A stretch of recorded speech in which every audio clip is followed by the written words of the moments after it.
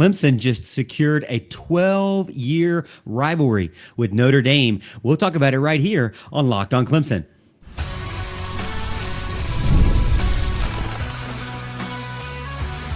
You are Locked On Clemson, your daily podcast on the Clemson Tigers. Part of the Locked On Podcast Network, your team every day. What's up, Tiger fans? Morgan Thomas here, Clemson fan, Clemson grad, host and producer of Locked On Clemson, and part-time host and producer over on 105.5 FM The Roar. Thank you so much for making Locked On Clemson your first listen every day. We're part of the Locked On Podcast Network, your team every day. And if you're new to the show, be sure to hit that like and subscribe button so you never miss an episode. You know how we do it here on Locked On. Exclusive Clemson content Monday through Friday, every single week. And don't forget to follow me in between episodes over on X at The Morgan T Show. We can talk about all things Clemson whenever and however you want. Today's episode is brought to you by FanDuel. Right now, new customers can get $200 in bonus bets when your first $5 bet wins. So go check out FanDuel. Coming up on today's show, we're looking at the bold move made by Clemson and Notre Dame to face each other for really the next 12 decade plus years. And then Joel Klatt came out recently and said Clemson is back. And we'll give you my thoughts as well. And then finally, we'll wrap it all up discussing Clemson's college football future and what all this stuff means for it. So let's jump right into it. Clemson didn't just schedule a few games in advance. They locked in what many are calling a national rivalry through 2038. And to me, this is massive. To the national media, this is massive. If you go and you search Clemson football, this is the only thing that's popping up for the next 5-6 pages on Google search. The deal with the ACC, with Clemson, with Notre Dame, sends a big-time message to the national media that Clemson is not afraid of anyone. They're not trying to get out of any games. They're actually trying to schedule the biggest and best games possible. And if you're going to have teams like Notre Dame that are going to have opportunities to get into the playoffs, Notre Dame, as we mentioned this week and last week, they seem to be favoring them to be able to get an at-large bid no matter what. So Notre Dame and being able to have a win against them is huge, and being able to play against them is huge. And Clemson's showing that they're not afraid of anyone. I've never really thought Clemson has been afraid of anyone, honestly. They've always scheduled SEC rivalry games at the beginning of the season. They went through a lull there where they didn't, but with Dabo Swinney leading the way, it's basically been SEC at the beginning, a big game at the beginning of the season, and obviously South Carolina at the end of the season. So you're always going to have that. But I've never felt like Clemson has been afraid of facing or challenging anyone. And, you know, there are a lot of people who say, well, it's the ACC, it's not that big. But Notre Dame is different, right? Notre Dame is kind of in the ACC, but also kind of not. And then, you know, they're still extremely respected on a national level, even though they didn't win the national title. They were in the hunt for sure and in the forefront for sure. You know, Clemson is planning ahead and trying to stay ahead quickly based on the stuff we are hearing and seeing so far from the national media about how the new playoffs are going to go and how the future of college football could go. And, you know, as I kind of have warned you, and you're not surprised for that because you've been listening to Locked On Clemson, but Clemson in the ACC, unless they schedule some extremely great games, the way that the SEC and the Big Ten want it with their vision is the ACC gets one opportunity, and that's the champion. But there are big points that we want to look at this for sure. And the TV ratings and the playoff resume, Clemson knows that they matter. We know that they matter. And the ACC revenue model and the ACC knows that it matters as well. Notre Dame annually on the schedule with Clemson ensures that you are going to get a highly rated, great TV ratings, great atmosphere, and, you know, technically a non-conference game for football, right? And it's going to be one of the best non-conference games in the country year in and year out. Regardless of how the ACC does, it's not so much two ACC teams playing against each other or just Clemson playing against a non-conference team. To me, it's the two of the biggest brands in college football facing off every single season. And that means that you're going to get not only huge TV eyeballs, but the brands are going to get paid big time. It's going to become, I think, it'll be one of those things where if you can continue it and it can become where they have games that are very historic while you do it, which they have already had games that are historic, you could get to something in the future where there's a demand for this rivalry where you can't not schedule it, if that makes any sense. Same thing with Clemson, South Carolina. You can't not schedule that game. So the ACC has always kind of lacked that behind the SEC. The SEC's done a very good job at having games out there that you can't not schedule, right? So Clemson doing this, to me, is the perfect rivalry. In the Dabo Swinney era, we've had great games against Notre Dame. Thankfully, Clemson has been able to come out on top most of the time, at least in the biggest moments. Recently, no, but since 2015, Clemson Notre Dame has delivered for sure drama, big stakes, and memorable moments. And being able to get that every single year, I think is huge for Clemson. From the BYOG game to the Hurricane game, to the most recent one, to the DJU like breaking out game, to the one where Notre Dame won. We won't talk about that one, but it's not manufactured by any means. This rivalry is not just two teams that you're just throwing together. Hey, these are big names. Let's see what happens. There's already building towards something like this. So you've got to like where Clemson is right now and where Notre Dame is right now too, because this rivalry is perfect for each other. And Clemson's future, to me, relies on things like this. There's going to be chaos as we continue to go down this college football world. Clemson's future is at risk, but to be able to solidify what is next and to be able to fight against the big time SEC and Big Ten as they absorb more, maybe you're a little bit fighting against them in the short term, but in the long term, you're building a brand and a rivalry that you can't do without. So if you pick one, you have to take the other. You see where I'm going with this? If you take Notre Dame to the Big Ten, then you got to take Clemson. If you take Notre Dame to the SEC, then you got to take Clemson. Or in the larger, if there's a super league or something like that, if you solidify games that must be played that make it to where they can't ignore either team in that rivalry, then that makes it more of a package deal. Just like Clemson and Florida State, to me, are still kind of a package deal, even though Florida State's not really holding up their end of the bargain right now. There's still kind of a package deal when you think of the two best teams in the ACC. But if Clemson gets in here and has, if you think about it, 12 years, that's a whole nother generation that's all they know is Clemson, Notre Dame. And that they're going to be seeing that on the national stage and like, wow, this is a good rivalry. So I think this is huge for Clemson, independent of everything with the ACC. The national exposure is going to be a big deal, and it's going to help them going forward. Now, do I think that a game like this could ever replace South Carolina as the top rivalry game? I don't know. I don't think so. I think there's just so much bitterness when it comes to Clemson, South Carolina, that you really can't say that it will ever top that. But as I mentioned, like the SEC has multiple rivalries that mean something and that people don't want to lose. Clemson getting into this situation and signing this deal is a big deal because they'll be able to do the same. They'll be able to build the same.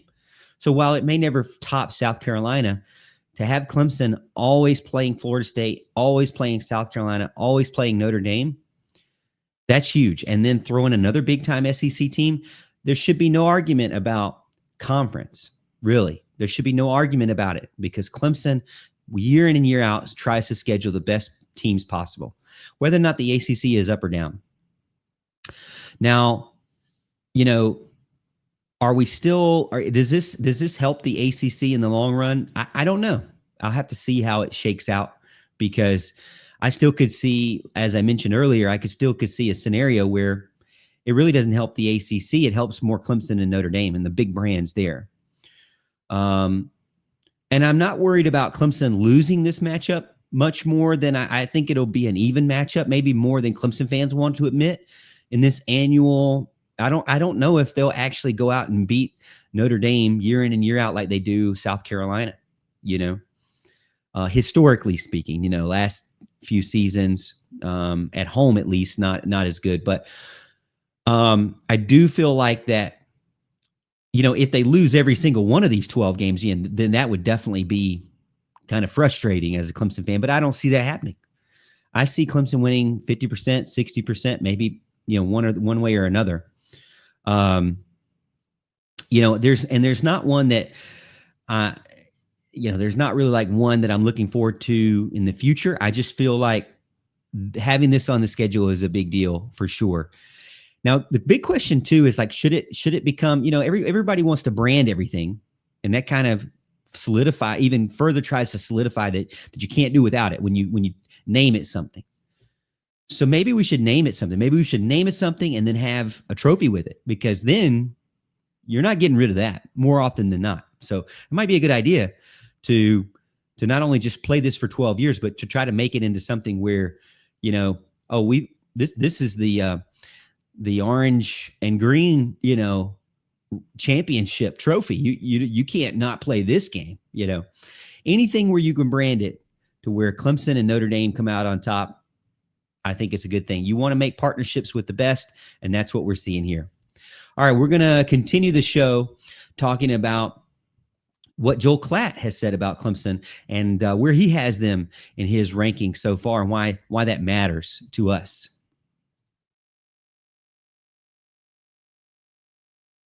The NBA playoffs are in full swing, and every night delivers highlight-worthy performances, major momentum shifts, and can't-miss moments. Whether it's a game-winning shot or a breakout player, there's never been a better time to get in on the action. FanDuel makes it easy to stay in the game before tip-off and live. With player props, performance trends, and same-game parlays, fans have more ways than ever to play smart and win big. Now, I think that I'm looking forward to what can happen in the NBA. There's so much action going on every single playoff, and championship series. They've got props that you can do during the game where, hey, if you come in late, you can get in there on 3-pointers, on rebounds, on steals, whatever it may be, blocks. There's all different kinds of things you can do out there, and it's really, really exciting. So go check it out. And I love FanDuel because the app is just super easy to use. You've got this opportunity to go out there and get this money. If your first bet wins, and you'll be able to get, an extra $200. Think what you can do out there on the app and kind of just keep rolling it. You're going to have fun. I'm sure of it. You'll be able to get paid out quickly, and the app is super, super easy to use. If you're new to FanDuel, it's the perfect time to sign up. Head over to FanDuel.com and place your first $5 bet. If it wins, you'll get $200 in bonus bets. Make every moment more with FanDuel, official sports betting partner of the NBA.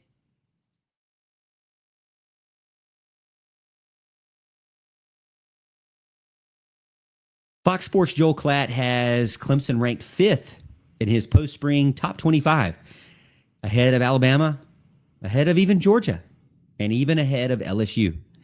And why is that? Well, because Klatt sees what we probably already know. Clemson is motivated. They have the players and the roster that they need to be successful. They're talented.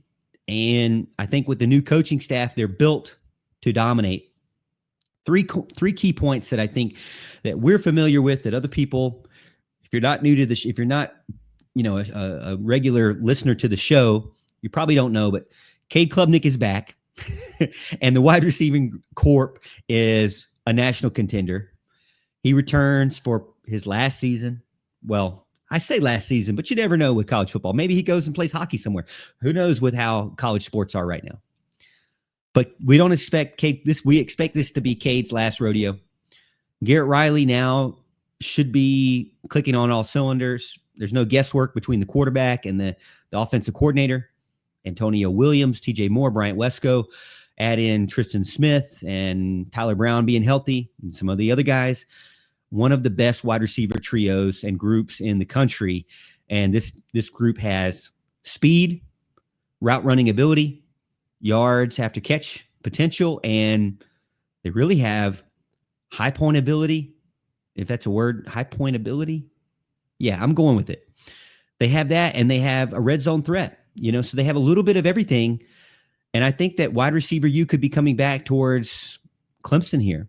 Now, Clemson's lost it over the past couple of years, but it could be making its way back, that trophy for wide receiver U, or maybe at least a t-shirt.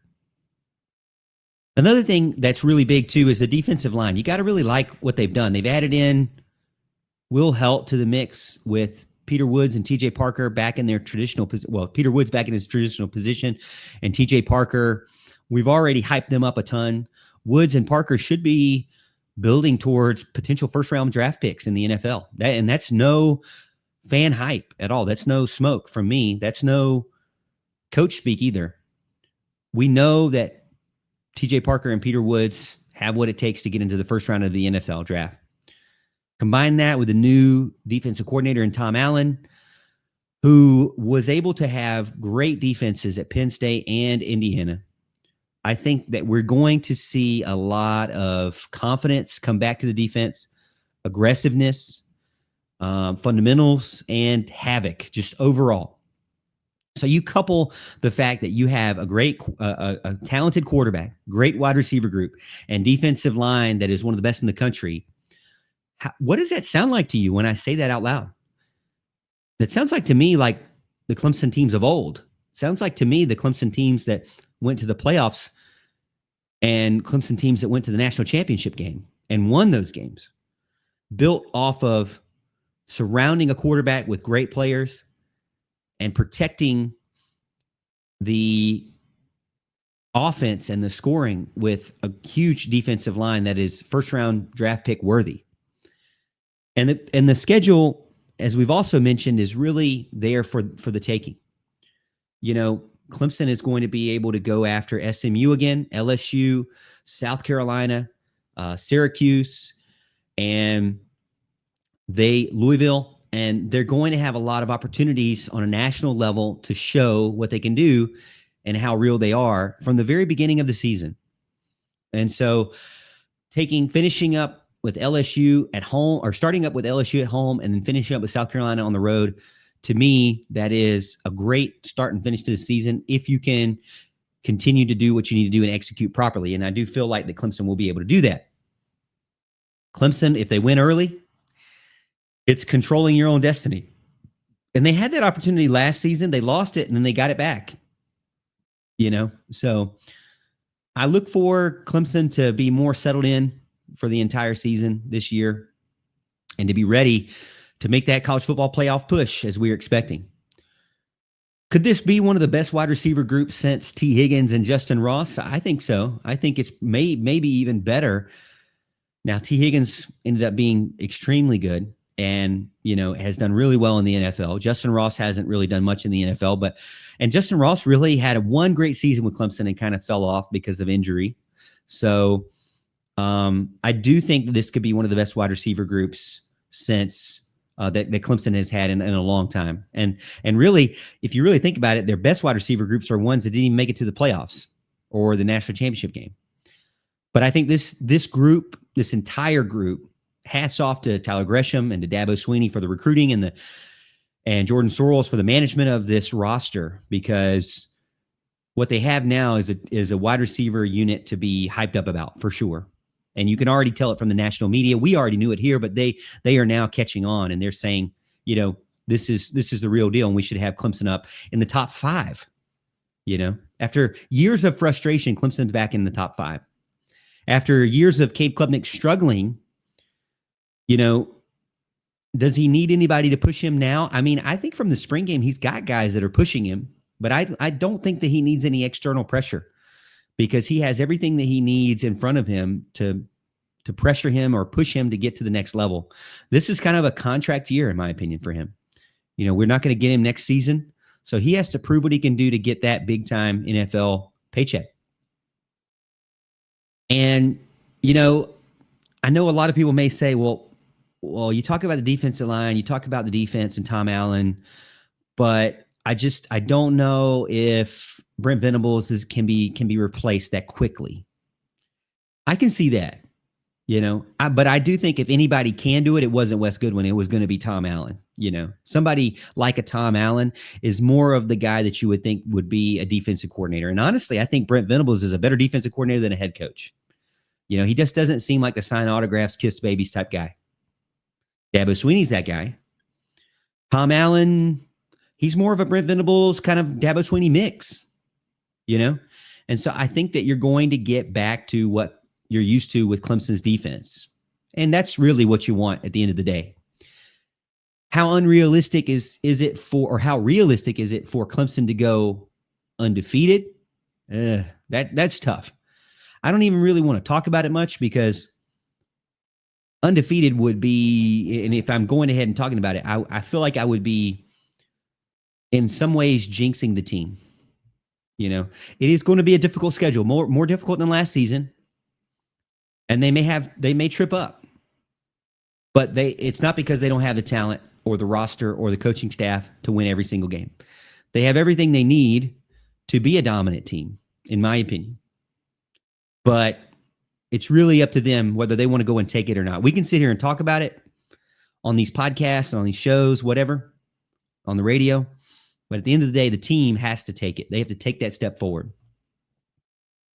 All right, we're going to finish up the show, and we're going to talk about what all this really means for Clemson's playoff future and how Clemson has built their resume for the future to have success.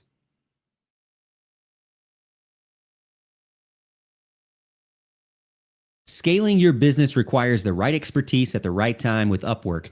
You can find specialized freelancers in marketing, development, design, and more. Experts ready to help you take your business to the next level. Upwork gives businesses flexibility by connecting them with top freelance talent across multiple industries, including IT, AI, web development, and marketing. Whether you need extra hands for a project or a long-term partner, Upwork makes hiring simple and affordable. I'm telling you right now, I've been in Upwork. Not only have I used Upwork for a freelancer, but I've also been that freelancer on Upwork, used it, made a little money here and there. It's been great experience. It was a great experience for me, and I know it'll be a great experience for you as well. You find the right talent, guys like me. What can you say? And then it's easy to find them fast and get them hired and get your work going effectively, not only efficiently, but effectively as far as costs go. Visit Upwork.com right now and post your job for free. That's Upwork.com. Upwork.com to connect with top talent and grow your business today. UPWORK.com.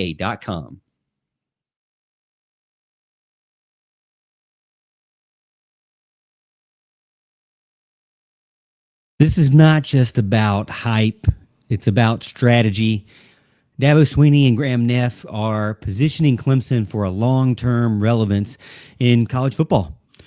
The path back to the top is not just about talent and, having the best roster, because, you have to have the most complete team, but you also have to have a good identity and consistency when it comes to your scheduling. We've seen it in college basketball happen a ton. We know it happens in college football. If you don't schedule teams like this and build a resume that demands respect, like teams like LSU and Notre Dame and others, then you're not going to get that respect from the national media, and you're not going to get that respect from the voters as well. And that's the big thing, is who's going to allow you to get into the college football playoffs if they don't believe your schedule is any good? And we already know the ACC schedule, has some problems, and people struggle to believe that, those teams are any good. But when it's time to be into the college football playoff conversation, Clemson is doing the right things now to be able to have their own, I don't want to say SEC-like resume, but at least a nationally respected brand with a nationally respected schedule. And I'm not worried about losses.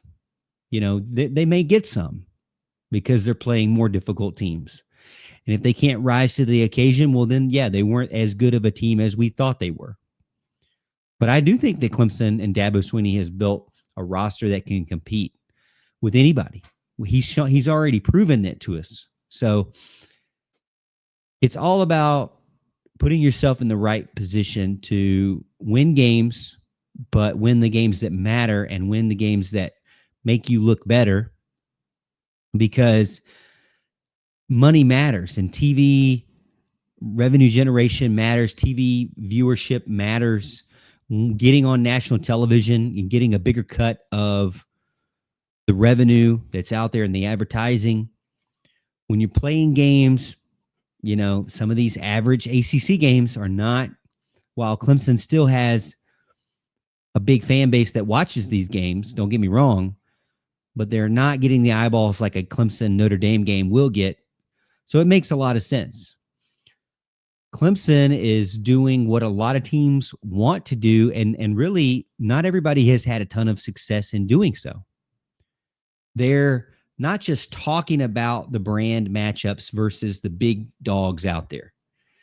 They're talking about them really behind the scenes and then signing the deals, and then we find out about it after it's already done, So there's no speculation because it's already out there and it's already published and they've already signed it, and these games are set to play now going forward. To me, that is good leadership and posturing from Graham Neff. And even though Graham Neff is very young, he seems to be a guy who understands what he has to do to keep the team relevant. And I think that he's done very well with multiple sports. Not perfect for sure, but with multiple sports, especially football, I think that the decisions that are being made are the right ones. Now, will this deal help the ACC or Clemson get away from the ACC one day? Maybe. As I mentioned earlier, I think you have a situation where if this becomes a rivalry matchup that is very, very in high demand for television and viewership and advertising, then you kind of build this relationship with this one team where you have to be together in a package deal, just like Clemson, Florida State. Most people feel like Clemson, Florida State's in a package deal. Maybe you would throw in North Carolina, maybe. But now Clemson's moving into a package deal with possibly Notre Dame. And so that would improve their opportunities to not have to always be tied to Florida State, which I think is a good thing. How is it going to affect recruiting? I don't know if it'll affect recruiting. I mean, I think that most recruits make decisions for a lot of different reasons. Playing the best teams out there is obviously a good factor for sure. Big time recruits do care about playing great games. And so this just puts you it doesn't put you in a negative light. Let's just say that. Some players, it may not care, it may not matter too much as much. But for those who want to have the biggest matchups out there on a national stage in the biggest and most historic stadiums, this Notre Dame matchup will be great for them.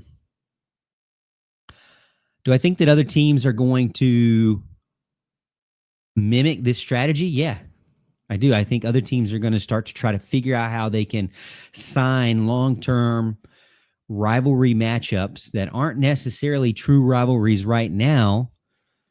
But once you get 10 games into it, then it's going to start to be like, okay, as I mentioned, you're going to have a whole generation of fans that's all they know is those teams playing each other.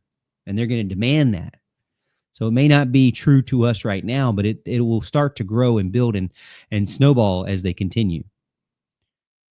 And it could continue to build to where Clemson and Notre Dame, if they have to move on, will move on together. All right, I appreciate everyone being a part of the show. Thank you so much for making Locked On Clemson your first listen today. For your second listen, make sure to check out Locked On NFL Draft with Damon Parson and Keith Sanchez. The draft is over, but you can still check in on your favorite collegiate players and see how they're getting ready for the next level. Get the latest in rumors and news every day. Find Locked On NFL Draft on YouTube or wherever you listen to podcasts. And as always, Tiger fans, I appreciate you being a part of the show, and we'll see you tomorrow, but we'll see you at the top of the hill.